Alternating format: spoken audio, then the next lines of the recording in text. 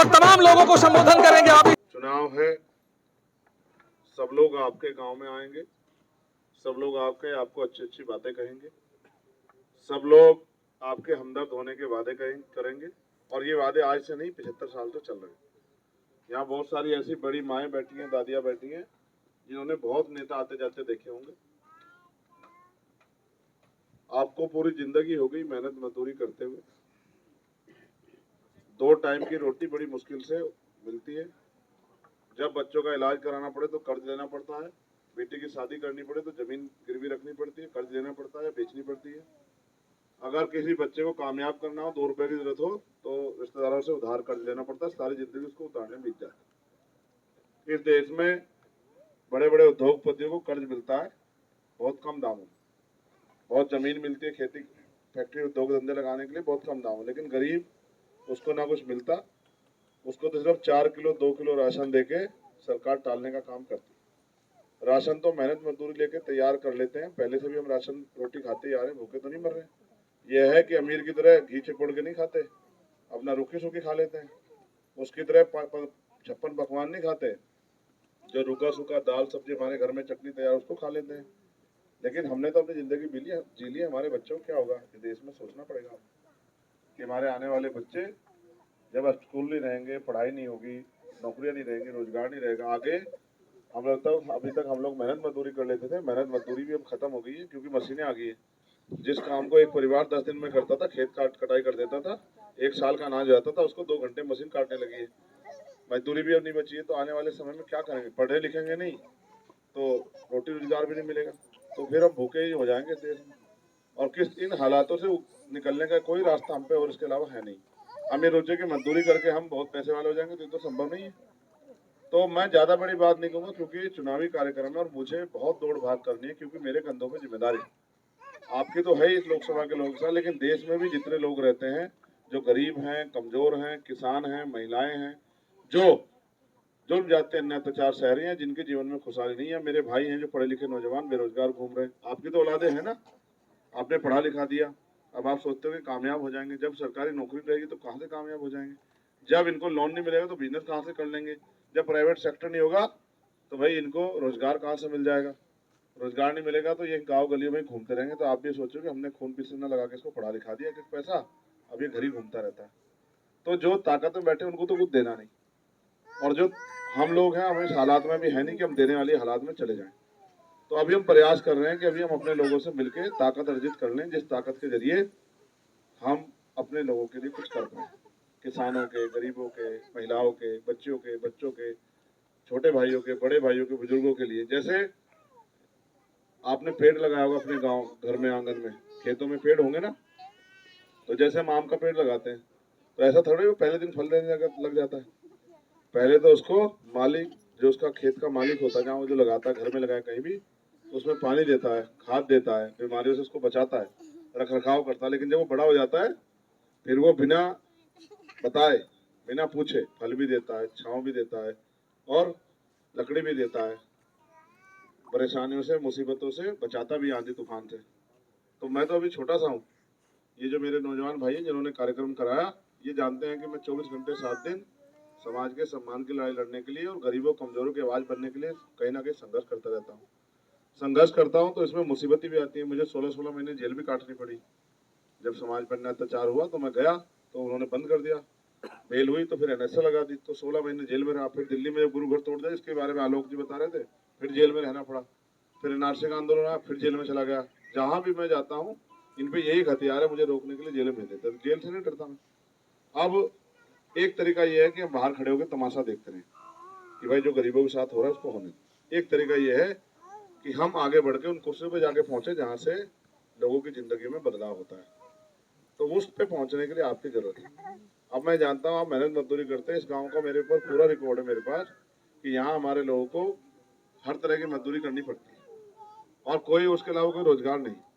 तो क्योंकि चुनावी समय ना होता तो ये मेरे छोटे भाई बता देंगे आपको, या कोई बाद में मेरे बाद आएगा मीटिंग में, वो बता देगा कि हम पे सारी चीजों की व्यवस्था का है कि अगर हम ताकत में आते तो हम किस तरह से लोगों की जिंदगी में बदलाव लाए।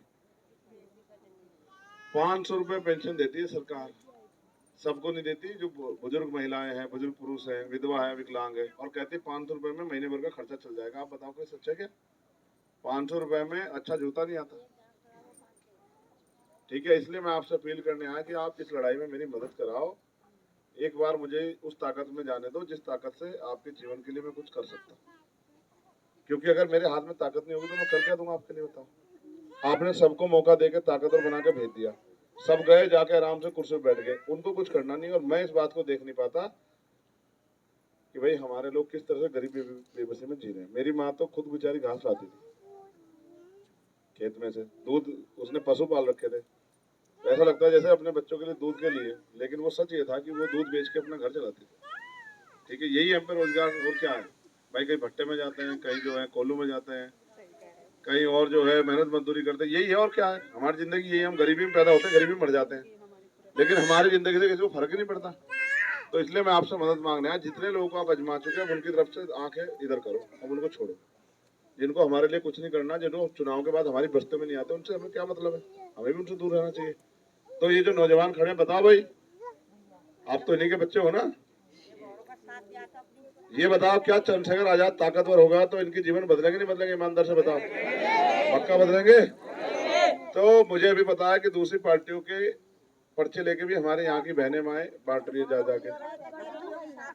ठीक है, ये भी मुझे पता है। अब ये भी एक तरह का काम ही है, पर्चे किसी के बांट लो, कुछ भी कर लो, लेकिन अपने वोट को किसी दूसरे आदमी को मत दे देना। ठीक है, मेरे पे एक एक चीज की खबर है, क्योंकि मेरी नजर सब लोगों पे है, क्योंकि मैं आपके लिए तो जी रहा हूँ। मैं तो 4 गोली खा के जिंदा हूँ, मेरे ऊपर गोली भी चला गई कि इसको मार दो, इसलिए मारना चाहते हैं क्योंकि अगर चंद्रशेखर आजाद आगे बढ़ेगा तो गरीबों की जिंदगी बदलाव होगा। ये जो झूठ की, खसोट की, धोखा देने की राजनीति चल रही है, बंद होगी, क्योंकि जब गरीब खड़ा होगा, गरीबी तो गरीबों को दर्द समझता है ना, समझता है। तो इसलिए मैं आपसे अपील करूंगा, 19 तारीख को वोट पड़ेंगे। किस तारीख को? बाबा साहब कहते हैं व्यक्ति भूखा हो रह सकता है लेकिन अपमानित होकर नहीं रह सकता। हम इस देश में अपमान सह रहे हैं, तो चाहे एक टाइम का खाना देर से बन जाए, लेकिन समय से जाके अपनी वोट डाल लेना। ठीक है, और वोट डालो कैसे, कौन से निशान पे डालोगे बताओ, इनको बताओ, पीछे वाले को बताओ, तो कौन से निशान पे डालोगे? पक्का कि इधर उधर तो नहीं गुमराह होंगे? ठीक है, अब ये भी सुन लो, अब समय कम है ना, इसलिए कम बोल रहा हूँ, गला भी पड़ गया मेरा। मशीनों की जिम्मेदारी आप मेरे ऊपर छोड़ दो। आप अपने बच्चों से पूछ लो, अपने बच्चों से पूछ लो कि डंडा और झंडा मेरा इतना मजबूत है, चोरी तो बहुत दूर की बात, कोसों कोसों दूर भी दिखेगा कोई। ठीक है, हाँ, तो आप मशीन की चिंता मेरे ऊपर छोड़ दो। देखो चोरी उनके क्या होती है जिनका पहरेदार कमजोर होता है। जैसे आपके गांव में बहुत ताकतवर लोग हो, अगर मैं यहाँ खड़ा हूँ तो वो किसी गरीब को कुछ कह नहीं सकते, तो जब मैं जहाँ खड़ा हो जाऊंगा ना, वहाँ किसी गरीब पे कोई अत्याचार नहीं हो, चोरी तो बहुत दूर की बात है। ठीक है, तो मगर आप मन पक्का रखना, ऐसा ना हो कि आप उनके एहसान में दब जाओ, जिनके पर्चे बांट रहे हो कि भाई चलो है। हाँ, वो तो मजदूरी है भाई, हम हमारा आदमी किसी के घर काम करने जा, मकान बन रहा हो तो ऐसा थोड़ी उसको गुलाम हो गया, जब तक काम करेगा पैसे लेगा, उसके बाद अपने घर आ जाएगा। ठीक है ना भाई? नौजवान साथियों सुनो, अगर ऐसे आपस में बात करके परिवर्तन हो जाता तो अब तक तो आप रोज ही चर्चा करते अपनी समस्याओं पे, ठीक हो जाता सब कुछ। तो हमारा ठाकुर तो पूरे मजाक लगा रहे हैं, हमें थोड़ी गिरेगी, ऐसा कर रहे हैं हमारे गांव के, तो हम ज्यादा नहीं मिलेगा। अच्छा, फिर कह रहा हूँ ना, सारी समस्याओं का हल है, कोई ऐसी समस्या इसका हल नहीं है। जब बाबा साहब ने काम शुरू किया था तब हम पे घर भी नहीं थे, सुन लो, घर भी नहीं थे, आज घर आ गए ना, तो घर आ गए तो सुख सुविधा भी आ जाएगी, लेकिन किसी को काम करना पड़ेगा ना भाई। बेटा काम नहीं करेगा तो माँ के हाथ में पैसे आ जाएंगे क्या? तो जब बेटा काम करेगा तभी तो माँ के हाथ में कुछ आएगा। तो आपने जैसे इन बेटों को पाला, आप अपने इस बेटे की मदद करो। ठीक है, अपने इस भाई को भी आगे बढ़ाओ। ठीक है, तो दोनों हाथ उठा के बताओ जो केतली को वोट करें, जल्दी उठाओ हाथ। दोनों हाथ जो उठाएगा उससे की मानी जाएगी, जो एक हाथ उठाएगा उसका माना जाएगा दिखावा कर रहा है। नहीं नहीं, देखो ऐसा है, एक मिनट सुन लो, मैं तो जिस परिवार से मैं आया हूँ ना, उसमें 2 चीजें अच्छी हैं। पहली, मेरे पिताजी मास्टर थे, तो मास्टर दूसरों की जिंदगी संवारता है। मास्टर पढ़ाता लिखाता है कि भाई उनके पढ़ाए बच्चे, वो तो मास्टर होता है, वो डॉक्टर इंजीनियर भी बनते हैं, IAS IPS भी बनते हैं। मेरे पिताजी के पढ़ाए बच्चे साइंटिस्ट भी बने। तो एक तो मेरे पिताजी ने मुझे संस्कार दिए, दूसरा मैं गरीबी बेबसी में जी के आया हूँ। मेरे मेरे पिता के हाथ की जान मेरे हाथों में चली गई क्योंकि मैं इलाज नहीं करा पाया उनका, तो मुझे अपने लोगों का दर्द है। तीसरी बात ये है कि मेरी माँ ने बहुत संघर्ष किया, मैं उसको चुनाव में लाया नहीं, वरना ला के दिखाऊंगा तो आपको लगेगा ये तो हम में से एक है। ठीक है, मुझसे कह रही थी मैं भी जाऊंगी, मगर हम मिशन का काम करते हैं तो जैसा परिवार हुआ है ऐसा ही आप है, मैं आप में उसमें कोई फर्क नहीं समझता, आप भी मेरी माँ है। तो इसलिए मैं ज्यादा बात नहीं कहूंगा, बस मैं आपसे कह रहा हूँ एक बार मौका दो बेटे को काम करके दिखाने का। भाई जब तक आप अपने बच्चे को स्कूल में नहीं भेजोगे पढ़ लेगा क्या वो? ठीक है। और नौजवान साथियों, आपसे मेरा एक कहना है और बड़ों से, एक एक वोट कीमती है, घर घर जाके लोगों को तैयार करना और सबसे ज्यादा जरूर निशान बताना। ठीक है, एक एक आदमी को निशान बता के पक्का करना, क्योंकि ये हमारे लिए करो मरो है, ये जंग है हमारे लिए।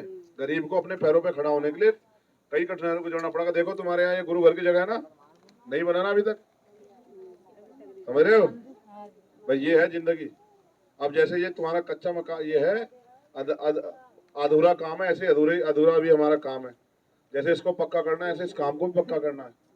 जब ये इधर ये काम पक्का होगा तो इसकी छत भी पक्की हो जाएगी, समझ रहे हो ना मेरे?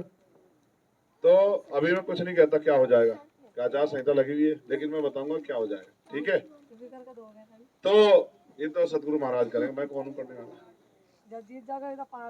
वही करेंगे ना, आप बताओ, उन्होंने ही तो भेजा मुझे। ठीक है, तो वही करेंगे जो कुछ करना है, मैं नहीं कहता कौन करेगा। ये इतने यही मजबूत हो जाएंगे, ये क्या चार बना देंगे यहाँ, चिंता मत करो ना। ये जो नौजवान काम कर रहे हैं ना, यही हो जाएंगे बहुत मजबूत। तो मैं धन्यवाद दूंगा मदन सिंह जी का, चमन सिंह मिस्त्री जी का, भीषम सिंह फौजी जी का, पवन सिंह मिस्त्री जी का, ओमपाल सिंह जी का, पवन कुमार का, महेंद्र सिंह जी का, चेतराम सिंह जी का, नरेंद्र कुमार का, विकास कुमार का, नीरज सिंह जी का, कोमल सिंह जी का, विकास कुमार का, आकाश कुमार का, अर्जुन सिंह का, दीपक कुमार का, विमलेश सिंह का, प्रशांत कुमार का, विनीत कुमार, संदीप कुमार। भाई सुन लो, एक आखिरी कहानी सुना के जा रहा हूँ। एक बार कछुए में और खरगोश में रेस लग गई, तो खरगोश ने सोचा हमें कौन पकड़ लेगा, है? तो खरगोश बहुत तेज दौड़ा और जाके थोड़ी दूर जाके पड़ के सो गया, कितना कछुआएगा इतना मैं आराम कर लूं।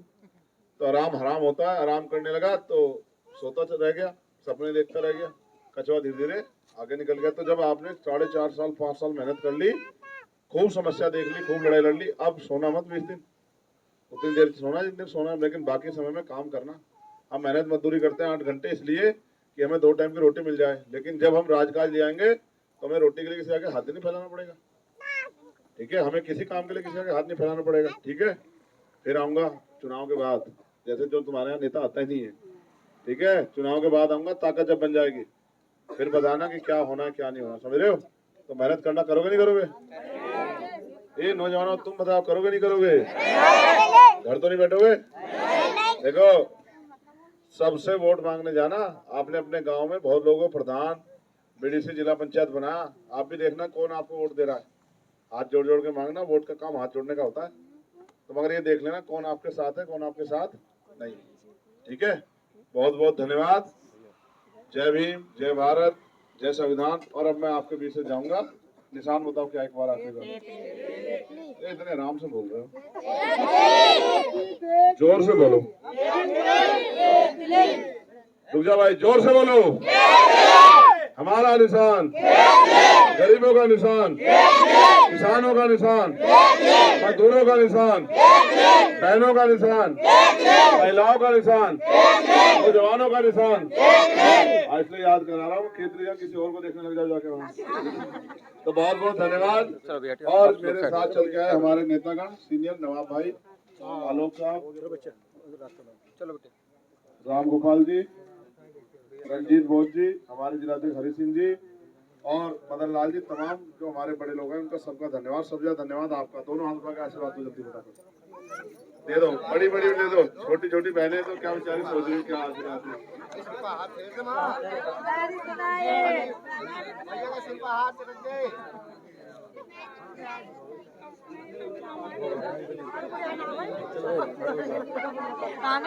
हमारे पूरे बिजनौर गई था वो वहाँ।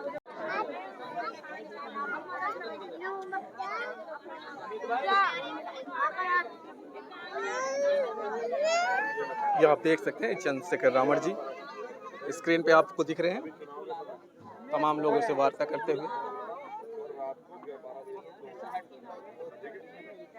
अभी ये जहाँ से रवाना होने वाले हैं और यहाँ से ये अपने जो है दूसरी जगह जाएंगे, प्रचार प्रसार में लगे हुए हैं। चलो चल निकल तो बाल को बाल तमाम महिलाएं, तमाम लोग उनके बीच में गुफ्तगू कर रहे हैं, कार्यकर्ता हैं उनसे बातें कर रहे हैं और आगे का प्लान बना रहे हैं। और ये देखिए यहाँ से जाते हुए ये चंद्रशेखर जी आपको दिख जाएंगे, ये उनकी फौज यहाँ से निकलती हुई।